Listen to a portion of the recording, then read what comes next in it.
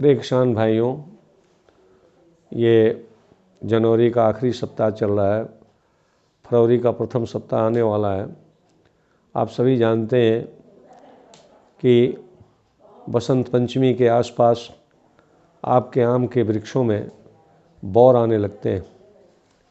इस वर्ष इस समय मौसम काफ़ी प्रतिकूल है, अतः आम के पौधों पर आपका ध्यान आकर्षित करने के लिए श्रीमुख किसान चैनल आपको सावधान कर रहा है और निवेदन कर रहा है कि आम की फसल को लगने वाली बीमारियां हैं, जिसमें चूर्ण लास्ता है, काला धब्बा रोग है जिसे एंथ्रेक्नोज ऑफ मैंगो कहते हैं, बैक्टीरियल कैंकर है, रेड रस्ट है, सूटी मोल्ड है, मैंगो माल फॉर्मेशन है।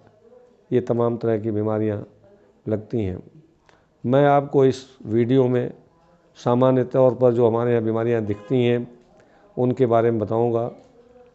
इस समय जो सबसे अधिक खतरनाक बीमारी है वो है पाउडरी मिल्ड्यू ऑफ मैंगो, जिसे हम हिंदी में चूर्ण लास्ता कहते हैं, चुनहमा रोग कहते हैं। चूर्ण लास्ता पौधे के सभी भागों पर दिखाई पड़ता है। सफ़ेद रंग का पाउडर चकत्ते के रूप में पहले दिखता है और फिर ये चकत्ते धीरे धीरे बढ़ जाते हैं और ये फूल और नए फलों पर भी फैल जाता है। प्रभावित फल फूल बहुत जल्दी ही टूट के गिरने लगते हैं और कभी कभी संपूर्ण रूप से सारा बौर और फल गिर जाते हैं और पौधे में कोई फल नहीं लग पाता है। पाउडरी मिल्ड्यू एक फफूंद से होने वाली बीमारी है। इस फफूंद का नाम ओडियम मैंजीफेरी है। ये पौधे के सभी मुलायम ऊतकों पर प्रभाव डालता है। नई पत्तियों के दोनों सतहों पर ज़्यादा गंभीरता से लगती है। ये सफ़ेद रंग का चूर्ण पूरे सतह को ढक लेता है और पूरे सतह को घेरने की वजह से इसमें फोटोसिंथेसिस की क्रिया नहीं हो पाती है, जिससे पौधे को भारी नुकसान होता है। बीमारी की अनुपस्थिति में रोग कारक सुषुप्त कलिकाओं में सुषुप्त रूप से पड़े रहते हैं। जब मौसम अनुकूल आता है, ये फंगस कलिकाओं से निकलकर बढ़ता है और नए बीजाणु पैदा करता है और बीमारी तेज़ी से फैलती है। बीमारी उस समय अधिक लगती है जब वर्षा हो, कोहरा हो और ठंड अधिक हो, तो उस समय बीमारी बहुत तेज़ी से लगती है।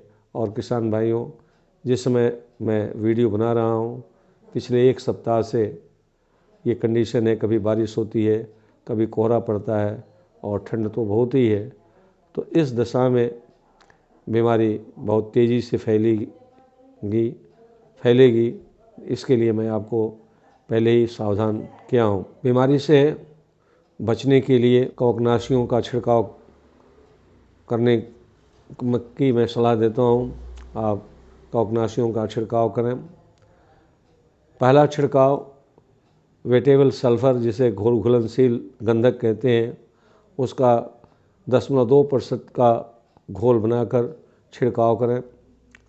2 ग्राम दवा 1 लीटर पानी में आप घोलते हैं तो वो 0.2% का घोल बनता है। बौर जब 8 से 10 सेंटीमीटर के हों, उसी समय पहला छिड़काव आपको करना चाहिए, जिससे लाभ होगा। दूसरा छिड़काव करने के लिए डिनोकैप का 1.1% का घोल तैयार करें, अर्थात 1 लीटर पानी में 1 मिलीलीटर दवा डालें और उसका आप छिड़काव 10 से 15 दिन के पहले छिड़काव के 10 से 15 दिन के बाद करें। यदि आवश्यक हो तो तीसरा छिड़काव भी आप डिनोकैप से कर सकते हैं और आप तीसरा छिड़काव भी करें। आपकी फसल सुरक्षित हो जाएगी और आप पाउडर मिल्ड्यू से बच जाएंगे। आपको अच्छी फलत मिलेगी। किसान भाइयों, इस दवा को आप अपने आसपास के लोगों को भी बताएं और वो लोग ये दवा का छिड़काव करके अपने फसल को बचाएं और लाभ उठाएं। अब एक दूसरी बीमारी है आम की काला धब्बा रोग, एंथ्रेक्नोज ऑफ मैंगो जिसे हम अंग्रेजी में कहते हैं।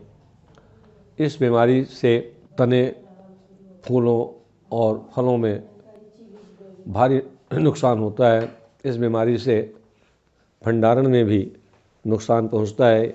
यह रोग कारक रोगी फलों के साथ यदि भंडार गृह में पहुंचता है तो वहाँ फल में सड़न उत्पन्न करता है। बीमारी से प्रारंभ में पत्ती पर धब्बा बनता है, फूल झुलस जाता है। ये दो मुख्य बातें होती हैं। यह भी एक फफूंद जनित बीमारी है। इस फफूंद का नाम है कोलिटोट्राइकम ग्लियोस्पोराइडिस वैरायटी माइनर। यह बीमारी किसान भाइयों उन स्थानों पर ज़्यादा लगती है जहाँ फल लगने के समय, फूल और फल लगने के समय बारिश होती है, नमी ज़्यादा रहती है। उस समय सारे फूल और फल नष्ट हो जाते हैं, जो छोटे फल होते हैं वो भी गिर जाते हैं और इससे भारी नुकसान होता है। किसान भाइयों, इसके पहचान के लिए मैं आपको बता रहा हूँ, पत्तियों के किनारे पर धब्बे बनते हैं। इनका रंग भूरे रंग का होता है, किनारे का रंग कुछ और अधिक गाढ़ा होता है। यदि आप ध्यान से देखेंगे तो इन धब्बे में बिंदीदार रचनाएं दिखाई पड़ती हैं, जो फंगस की रचना होती है, जिसे एसरउलस कहते हैं। आप उस बिंदीदार रचना को देखिए तो आप पहचानेंगे कि ये कोलिटोट्राइकम ग्लियोस्पोराइडिस है, रोग कारक है। बरसात जब हो जाती है तब संक्रमण बहुत ज़्यादा होता है। बहुत नम वातावरण में टहनियाँ ऊपर से नीचे की ओर सूखने लगती हैं, जिसे हम सिरसारंभी क्षय भी कहते हैं।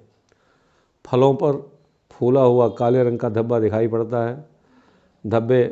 कई धब्बे मिलकर के बड़ा धब्बा बनाते हैं और फलों पर धब्बा होने की वजह से इसका बाज़ारी मूल्य बहुत ही कम हो जाता है। किसान भाइयों, अब इसके नियंत्रण के लिए मैं आपसे संक्षिप्त में बात करूंगा। इस बीमारी से बचने के लिए 14 दिन के अंतराल पर मैंकोजेब का छिड़काव करें। मैंकोजेब का छिड़काव करने के समय ये ध्यान रखें कि आपके छिड़काव में कोई ऐसा पदार्थ हो जो आपके केमिकल को पत्तियों पर चिपकाए।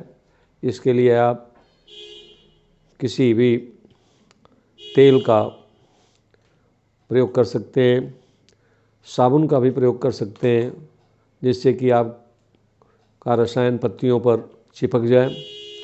एक दवा है प्रोकोलार्ज, इसको भी आप छिड़क सकते हैं, लेकिन इसका छिड़काव अधिक मात्रा में नहीं करना चाहिए, क्योंकि इसके अधिक मात्रा में छिड़काव करने से रोग कारक में इस रसायन के प्रति विरोधिता उत्पन्न हो जाती है, फिर ये दवा काम नहीं करती है। तो इसका छिड़काव संतुलित मात्रा में ही करें। भंडारण में रखने से पहले फल को गर्म बेनोमाइल के घोल में डुबोएं और डुबाकर बाहर निकाल कर तब आप भंडारण करें, तो भंडारण में सड़न नहीं होगा। किसान भाइयों, मैं उम्मीद करता हूँ कि ये वीडियो आपके लिए लाभकारी साबित होगा।